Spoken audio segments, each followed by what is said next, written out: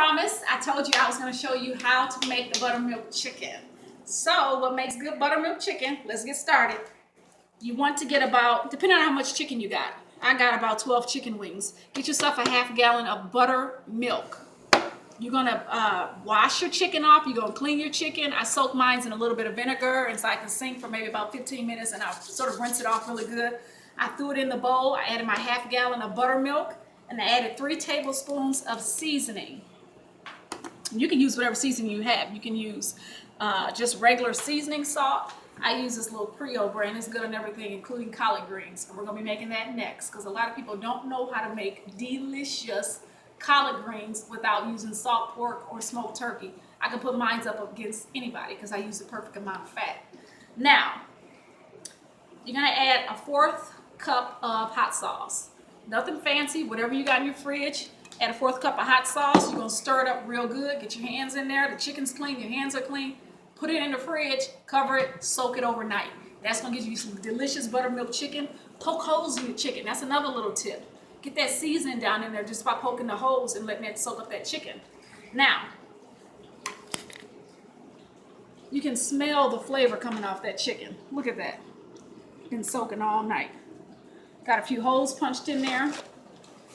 Okay, for my breadcrumbs, I don't need to double dip my chicken and go back and forth to make it extra crunchy and thick. And what I do is, for my flour mixture, I add 2 cups of flour.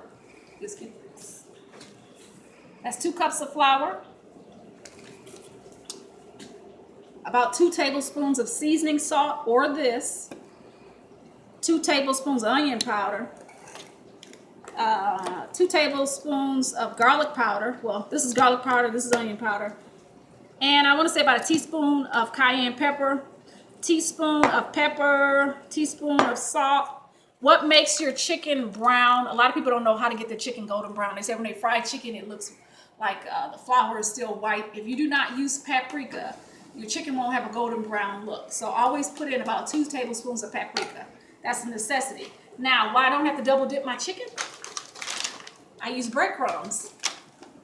You can use Stouffer's leftovers. You can use whatever. I throw some of these in the bag, crush them up, and then I put about a 1/4 cup in there. Once I do that, I roll my chicken around in it really good. And this is what it looks like after sitting for about 10 minutes.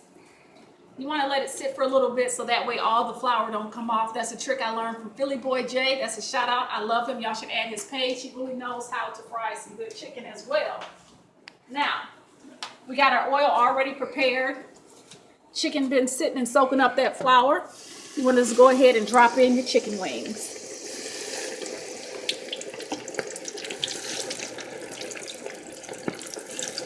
Alrighty.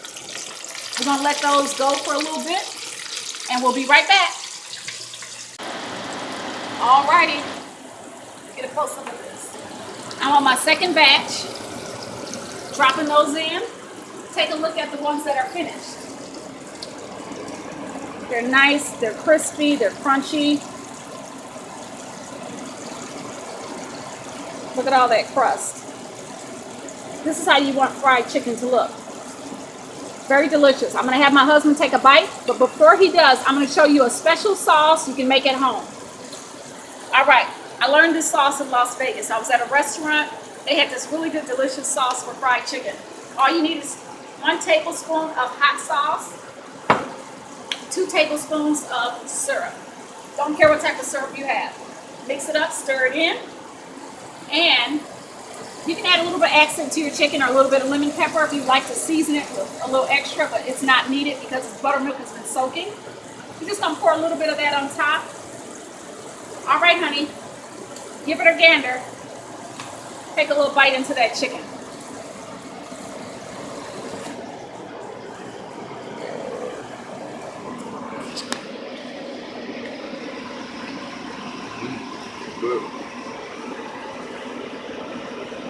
All right, I guess he's going to keep going.